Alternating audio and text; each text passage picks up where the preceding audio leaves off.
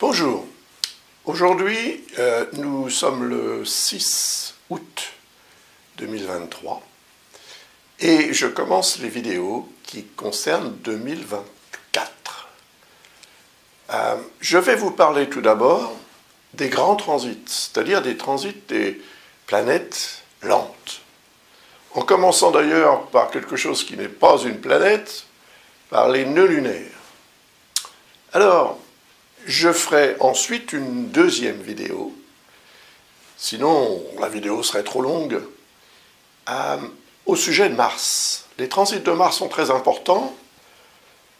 Ils servent de détonateurs à des énergies qui sont représentées par des mouvements de planètes beaucoup plus lentes, tels que Jupiter, Saturne, Uranus, Neptune, Pluton, Chiron également.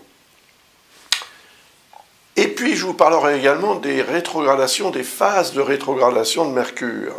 Il y en a 3 par an. À chaque fois, elles durent environ 2 semaines. Ce n'est pas très long.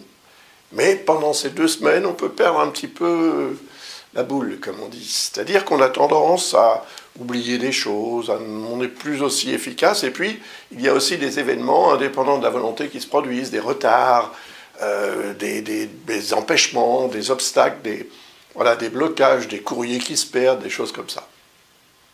Donc ça, ce sera pour la deuxième vidéo.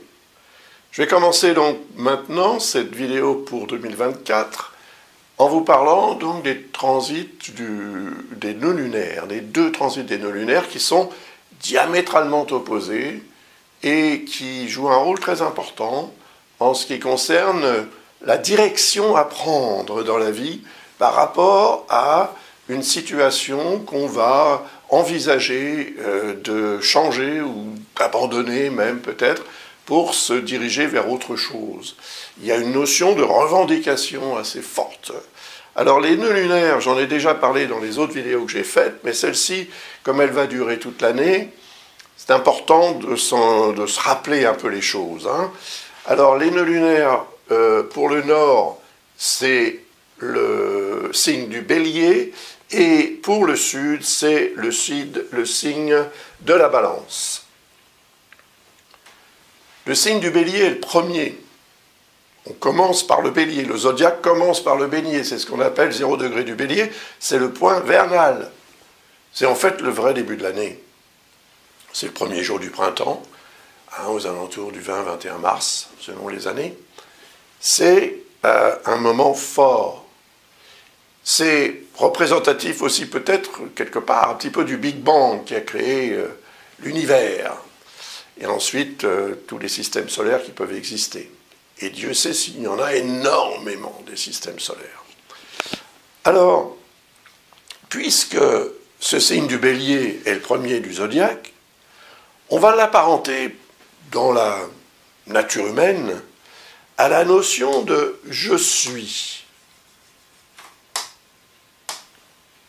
Et on est toujours, par rapport à soi bien sûr, mais également par rapport aux autres. Donc les autres sont là-haut, enfin là-haut, si on peut dire. Ils sont dans le signe de la Balance, qui représente le « nous sommes ». Donc, ça veut dire qu'il va y avoir un dialogue, qui j'espère ne sera pas un dialogue de sourds, entre moi, vous, si vous préférez, et l'autre, ou les autres. Seulement, le nœud lunaire nord représenterait ce vers quoi on doit tendre dans la vie. C'est-à-dire vers le « je suis », en l'occurrence, puisque le nœud nord transite le signe du Bélier. Alors que le nœud sud, lui, représente ce dont on doit essayer de se défaire, se détacher, arrêter en quelque sorte d'être dans une forme de dépendance.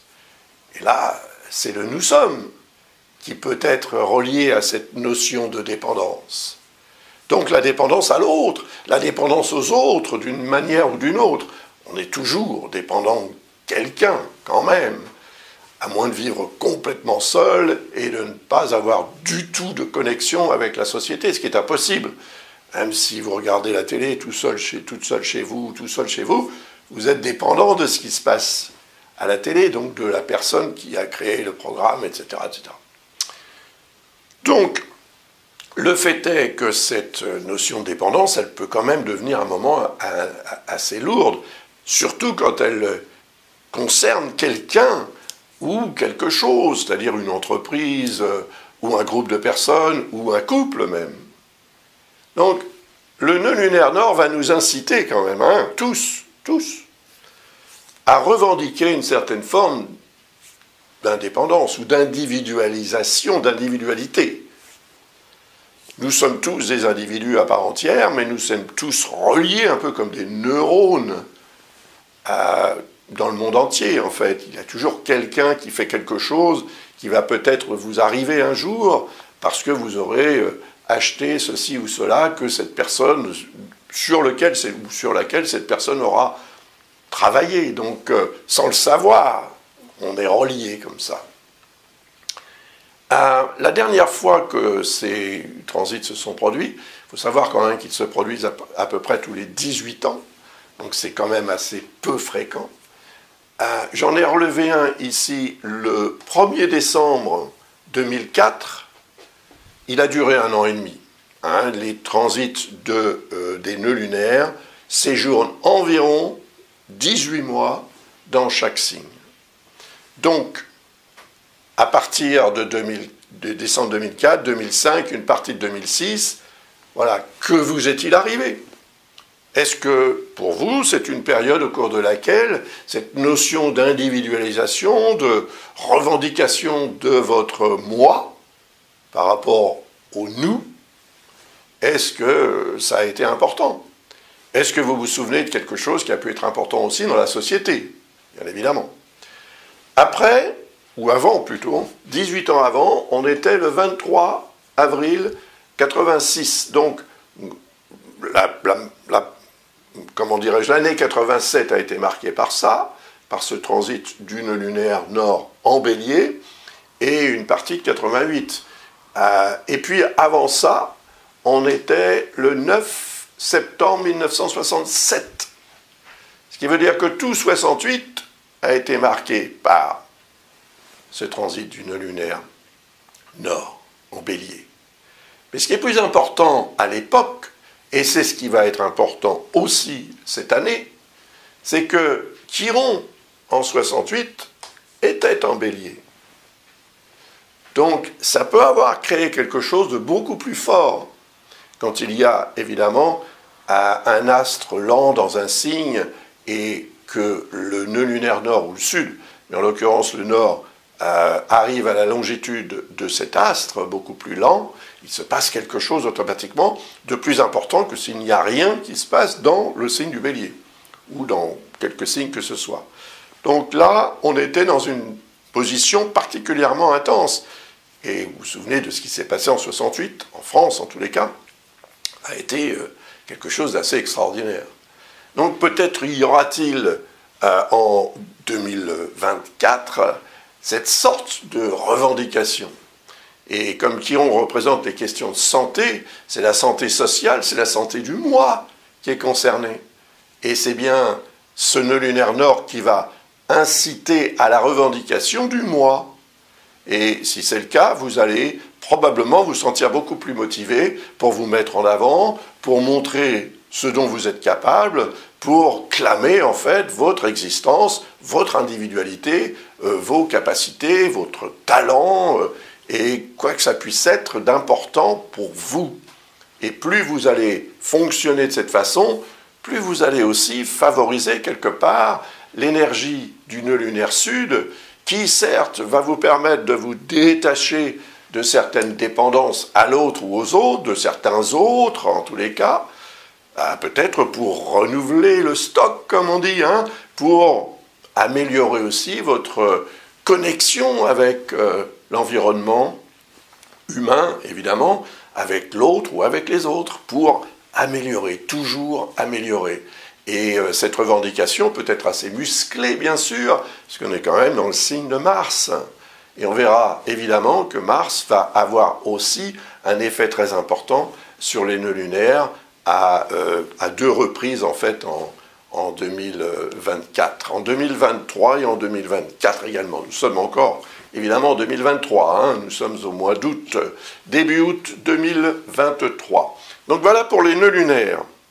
Alors je vais effacer tout ça parce que je vais vous parler maintenant d'autre chose. Et cette autre chose, entre guillemets, ben c'est Pluton. Pluton est là. Il est actuellement, hein, bon, pour l'instant il est encore dans le signe du Capricorne, mais le 20 janvier, il va arriver en Verseau. Il a déjà fait une incursion en Verseau en 2023, du 23 mars jusqu'au 11 juin. Hein, c'est timide quand même comme incursion. C'est une planète qui met 248 ans pour faire le tour du zodiaque, donc ça veut dire que c'était la première fois depuis 248 ans qu'elle arrivait dans ce signe du Verseau. Que s'est-il passé il y a environ 250 ans? C'était la Révolution française, entre autres. C'était la guerre d'indépendance aux États-Unis, entre autres, etc., etc. Donc regardez un petit peu si ça vous intéresse, si l'histoire vous intéresse, bien notez sur Internet et essayez de voir un petit peu ce qui s'est passé pendant cette période. C'est un transit qui est long, il va durer 20 ans. Mais quand Pluton va entrer en Verseau le 20 janvier, il va y séjourner jusqu'au 2 septembre. Donc, en fait, il va encore rétrograder dans le signe du Capricorne. Et il va s'installer vraiment dans le signe du Verseau au mois de novembre. Hein, je crois que c'est le 20 novembre 2024. Voilà. Donc, vers la fin du mois de novembre 2024, ça y est, enfin, Pluton s'installe en Verseau. Et ça aura une influence très intéressante et importante en 2025, mais également en 2026, etc., puisque, encore une fois, je vous l'ai dit tout à l'heure, le transit va durer 20 ans. Donc jusqu'en 2044, Pluton sera dans ce signe du Verseau. Et le signe du Verseau, c'est le signe de la société.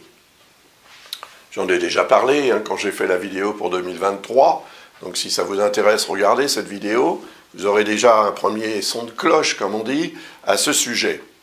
Pluton, c'est la régénération. Donc pour régénérer, en fait, il faut détruire pour reconstruire, en quelque sorte. Hein, il faut reprendre les choses à la base et régénérer tout ça, faire renaître un petit peu. Donc on détruit ce qu'il y a à détruire, on se débarrasse de ce qu'il y a à se débarrasser, ce qui nous encombre, ce qui n'a plus lieu d'être, ce qui est obsolète, etc., etc. Pluton va régénérer les choses en créant une notion de renaissance. Et le signe du Verseau, c'est le signe de la société. C'est le signe des gens. C'est le 11e signe du zodiaque qui est associé à la 11e maison qui représente l'environnement social. L'environnement humain, l'environnement géographique aussi. Mais l'environnement géographique détermine quand même beaucoup aussi l'environnement humain. Donc, il est fort probable quand même que sur cette période qui va durer une vingtaine d'années, des transformations profondes, radicales, définitives vont s'imposer socialement.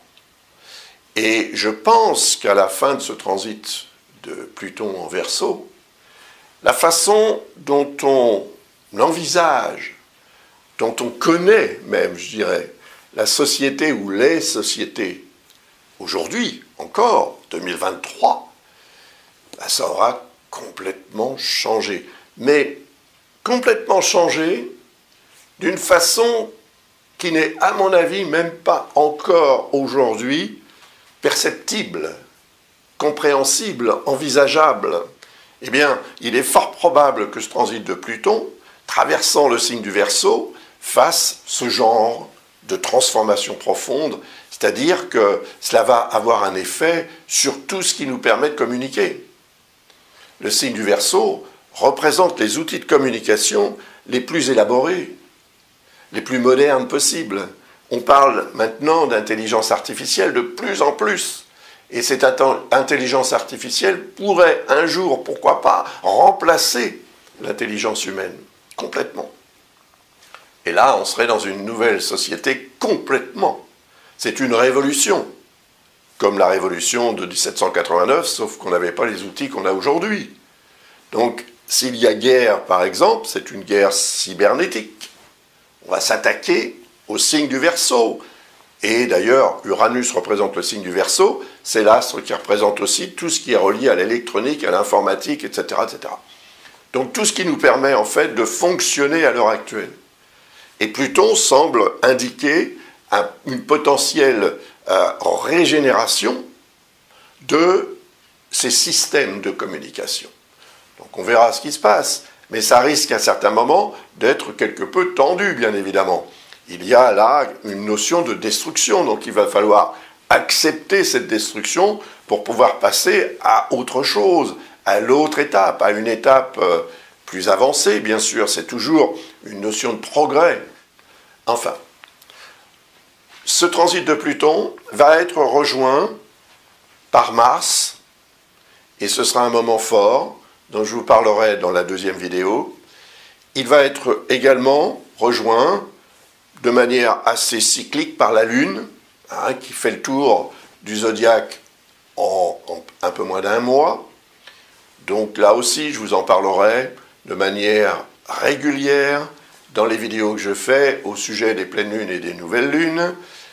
Et il y aura aussi évidemment des passages du Soleil, un passage du Soleil en tous les cas, par an, et pendant donc 20 ans, il y aura 20 passages du Soleil. Et il y aura peut-être une dizaine de passages de Mars. Donc tous ces moments-là vont être forts, et à chaque fois, j'essaierai de vous en parler pour vous prévenir, et pour que vous puissiez soit en tirer parti si c'est favorable, soit vous en préserver. Puis ça dépend aussi, évidemment, de votre signe. Si vous êtes né sous le signe du Verseau, vous allez être beaucoup plus directement impacté. Et puis ensuite, en fonction du signe qui est le vôtre, en fonction de votre thème astral également, vous serez différemment impacté. On en sera tous différemment impactés, mais on sera tous aussi dans le même bateau, si je puis dire. Donc les transformations globales qui vont s'imposer sur le plan social vont tous nous concerner, mais différemment d'individu à l'autre, parce qu'on a tous des capacités de perception et une approche des choses de la vie différente, bien évidemment.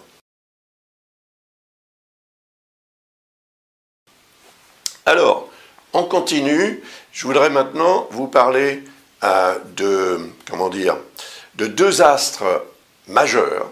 Je vous ai mentionné tout à l'heure Uranus. Uranus transite en Taureau. Ça dure déjà depuis 2018, ça va durer jusqu'en 2025-26. Mais Jupiter va avoir un rôle à jouer aussi en ce qui concerne le transit d'Uranus, parce que ces deux planètes vont se retrouver dans le signe du Taureau. Jupiter est déjà en Taureau. Jupiter est en Taureau depuis la mi-mai 2023. Et le transit de Jupiter, donc en Taureau, va durer jusqu'au 24 ou 25 mai 2024. Et Uranus est ici. Pour Uranus, le transit va durer jusqu'en 2025-26 et il dure depuis 2018. La conjonction Jupiter-Uranus est un événement unique, sauf si vous avez plus de 84 ans. Et ce transit de Jupiter qui va rejoindre Uranus représente un potentiel d'officialisation d'un changement majeur. Donc la question c'est, qu'est-ce que vous voulez changer dans votre vie? Radicalement, parce que ce que change Uranus, vu la lenteur du déplacement de cette planète, des déplacements de cette planète qui met 84 ans, comme je viens de vous le signaler tout à l'heure, 84 ans pour faire le tour du zodiaque. Pour Jupiter, c'est 12 ans. Donc il est probable que il y a 84 ans, il y a eu une conjonction Jupiter-Uranus. Je n'ai pas vérifié, ça n'est pas 100% sûr dans ce signe du Taureau, mais c'est probable. Eh bien, cette conjonction va produire officiellement une modification radicale de votre vie dans un domaine ou dans un autre. Oui, mais dans un domaine important quand même, bien sûr. Si le changement est important et radical, c'est que le domaine le sera aussi, ou il va le devenir en tous les cas. Et ça va tous nous concerner. Différemment d'un individu à l'autre, encore une fois, puisqu'on a tous un mode de vie différent et on a tous un thème astral aussi, hein, pas l'oublier celui-là.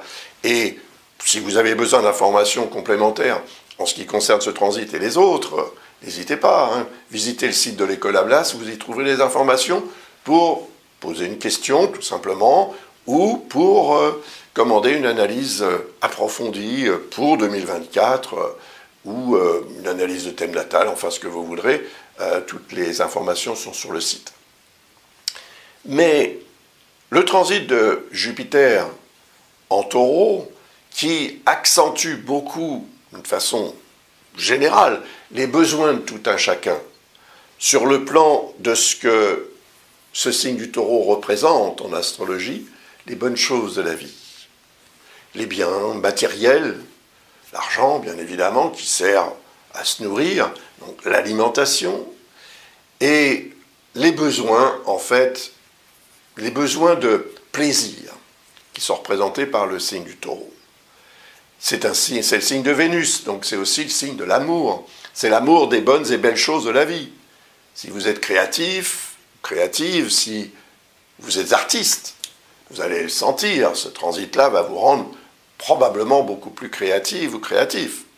Et cette créativité peut être officiellement reconnue. Elle peut même engendrer une modification radicale de votre vie grâce justement à cette créativité qui va favoriser un changement majeur. Alors, pour vous donner une date quand même, la conjonction va se produire le 21 avril 2024. Prenez note, ça peut vous être utile. Parce qu'il faut se préparer. Jupiter est un astre quand même lent, il va séjourner environ 1 an dans le signe du Taureau, donc il va séjourner autour d'Uranus pendant plusieurs semaines. On va dire une quinzaine de jours avant, une quinzaine de jours après. Donc je dirais que la majeure partie du mois d'avril sera marquée par cette conjonction Soleil, pas Soleil, pardon, je dis Soleil, c'est un lapsus révélateur, puisque le Soleil à cette époque-là va entrer, le 20 ou le 21 avril, il va entrer en Taureau. Donc il va déclencher quelque chose au niveau de l'énergie Taureau, dans laquelle se trouvent Jupiter et Uranus. Et donc, je pense que cette période de transit du Soleil en Taureau, combinée au transit de Jupiter et au transit d'Uranus, bien évidemment, va produire un mois d'avril, ou un mois, pas d'avril, puisque c'est fin avril, mais ça va quand même avoir un effet avant que le Soleil n'entre en Taureau, mais l'entrée du Soleil en Taureau, c'est le déclenchement, c'est, disons que le Soleil donne vie, donc il va vraiment donner vie à cette conjonction. Et ça risque d'être une période qui va durer jusqu'à la fin d'ailleurs du transit de Jupiter en Taureau, puisqu'il va sortir de ce signe le 24 mai, et le Soleil, lui, il va sortir du signe 2-3 jours avant, pour passer en Gémeaux.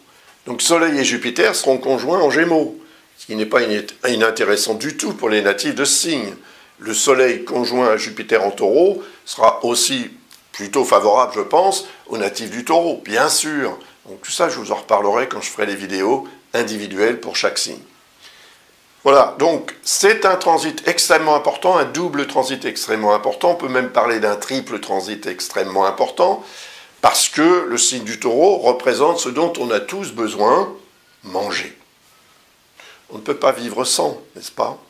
Donc, avoir des besoins, c'est bien, mais là, Uranus représente la modification. Donc peut-être allez-vous complètement changer votre mode de fonctionnement par rapport à l'alimentaire, peut-être aussi par rapport à l'alimentation. Mais l'alimentaire, c'est quoi? C'est le travail que vous faites pour gagner votre vie. Et Uranus représente tout ce qui peut être effectivement radicalement différent de ce que vous avez l'habitude de faire depuis peut-être toujours. Donc il y a vraiment quelque chose qui va changer. Ensuite, on va parler de Saturne et de Neptune.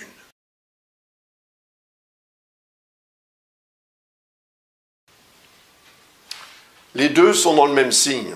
C'est un peu comme Jupiter et Uranus.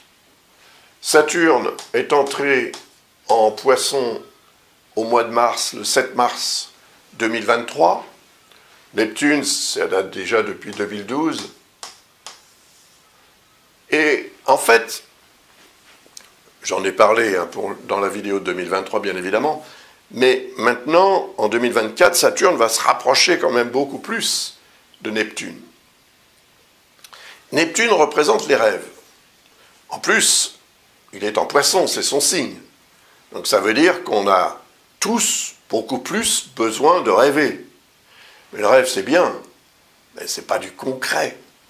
Donc on peut se trouver aussi dans une espèce de brouillard, d'inconsistance. On ne sait pas trop comment l'analyser, cette situation, cette sensation même. On flotte un peu, mais on sait ce qu'on veut sans vraiment le savoir, on ressent les choses, on se dit qu'il va falloir y aller, il faut et il y a qu'à, connaissez ces deux-là. Ça, c'est un petit peu l'influence de Neptune. L'inspiration est là, mais quand à la coucher sur le papier pour en faire quelque chose de concret, ou l'inspiration artistique d'un peintre, par exemple, ou d'un sculpteur, ça ne suffit pas. Il faut derrière le travail pour réaliser cette inspiration, faire quelque chose de concret, donc une œuvre. Alors, Saturne représente les réalités de la vie, Saturne représente les efforts qu'on fait, Saturne représente le travail et les résultats qu'on obtient. Donc c'est bien parce qu'en se rapprochant de Neptune, il impose progressivement à cette inspiration ou à cette inconsistance, à ce brouillard, il lui impose de donner un résultat, quel qu'il soit. Mais de préférence un bon résultat, bien sûr. Cela dit, parfois, le rêve et la réalité, quand elles se rencontrent, ces deux-là, quand ils se rencontrent, ne correspondent pas, ne coïncident pas, ne sont pas amis, voilà, il n'y a rien à voir. Ça veut dire que vous pouvez avoir un rêve et vous allez réaliser complètement autre chose. Mais ça veut dire aussi que si vous focalisez sur le rêve, c'est-à-dire sur l'idéal, sur le projet, sur l'objectif, l'ambition que vous pourriez avoir depuis longtemps d'ailleurs, Neptune est en Poisson depuis 2012. Donc le transit dure 14 ans dans chaque signe. Et il est possible que les natifs des Poissons se sentent beaucoup plus dans une énergie comme ça, un peu brouillard, que les autres, mais à mon avis, ça touche tout le monde. Ça n'est pas quelque chose de dramatique. Mais on est engourdi, si vous voulez. On n'est pas sûr. On se lance dans tout un tas de choses, mais il reste quand même cette espèce d'inconsistance. Donc Saturne va permettre, pour ceux qui sont prêts à faire les efforts nécessaires pour obtenir un résultat concret, plutôt que de rester comme ça dans l'expectative et l'imaginaire, et si c'est le cas, à ce moment-là, les efforts fournis, le travail fait, permettront un résultat positif, de préférence concret. Voilà, c'est quelque chose de concret. On va passer en fait de l'expectative, de l'attente à la réalisation. Voilà. Alors, ça peut prendre toute l'année 2024 encore, parce que la conjonction va se produire en 2025. Et, ironie du sort, coïncidence ou pas, elle va se produire en Bélier. La vraie conjonction, la conjonction exacte, au degré près. Elle ne se produira pas en Poisson. Mais enfin, ils seront tellement proches l'un de l'autre, ces deux-là, que ça devrait quand même correspondre en 2025 à une réalisation d'un rêve. Ensuite, lorsque la conjonction en Bélier se produira, sachant que le Bélier est le premier signe du zodiaque, sachant que c'est le signe de Mars, c'est l'action. Donc là, à partir de 2025, et je vous en parlerai davantage quand je ferai la vidéo l'année prochaine, pour 2025, eh bien, c'est l'action qui va dominer en fonction de la réalisation qu'on aura faite de cette conjonction Neptune-Saturne. Voilà. Saturne permet la concrétisation. Si vous concrétisez, vous allez pouvoir ensuite agir avec beaucoup plus de détermination en sachant où vous allez. Et voilà. Après, je vais vous parler de Chiron. Donc, j'efface un peu tous ces gribouillis, parce que Chiron est en bélier en ce moment. Chiron est en bélier depuis 2018, c'est un peu comme Uranus, jusqu'en 2026. Il va mettre 8 ans pour traverser le signe du bélier, alors qu'il met à peine 2 ans pour traverser le signe de la Vierge. Ça, c'est parce que l'orbite de Chiron, vous voyez, par rapport au Soleil, ça, ce serait le Soleil, et ça, ce serait Chiron. Ben, l'orbite de Chiron, elle est comme ça. Vous voyez. Donc, à certains endroits, contrairement aux autres qui sont beaucoup plus circulaires, à certains endroits de son trajet autour du Soleil, de son orbite autour du Soleil, il traverse les signes, de notre point de vue sur Terre, en tous les cas, beaucoup plus rapidement ou beaucoup moins rapidement. Le signe du Bélier est probablement le signe dans lequel il reste le plus longtemps. Donc, le Bélier, c'est le signe de l'action, on l'a vu tout à l'heure. Il représente aussi, d'un point de vue santé, puisque Chiron est relié à la santé, hein, c'est le médecin intérieur, c'est aussi les pathologies éventuelles qui peuvent se développer et qui peuvent avoir aussi une incidence radicale sur notre façon de fonctionner. Donc si on n'est pas en forme, évidemment, on fonctionne beaucoup moins bien. Et le fait que Chiron soit en bélier montre à quel point il faut agir et réagir pour rester au maximum en pleine forme.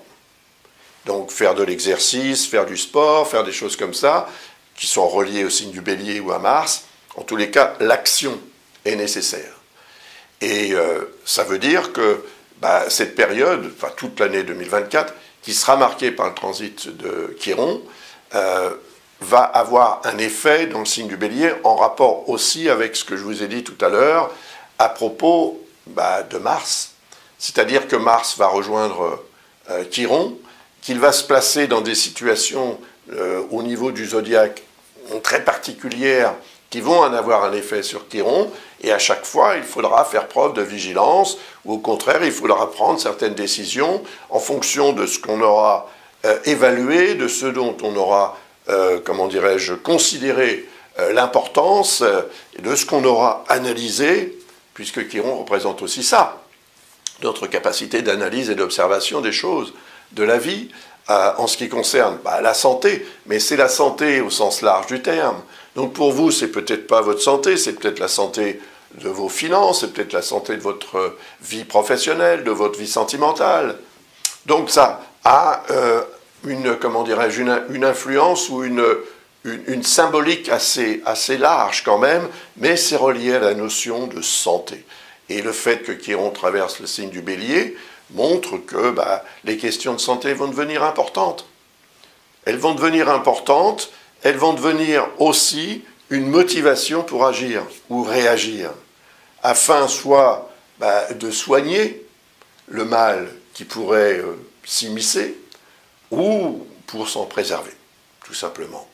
Mais en tous les cas, la notion d'action est là, le médecin intérieur est très actif.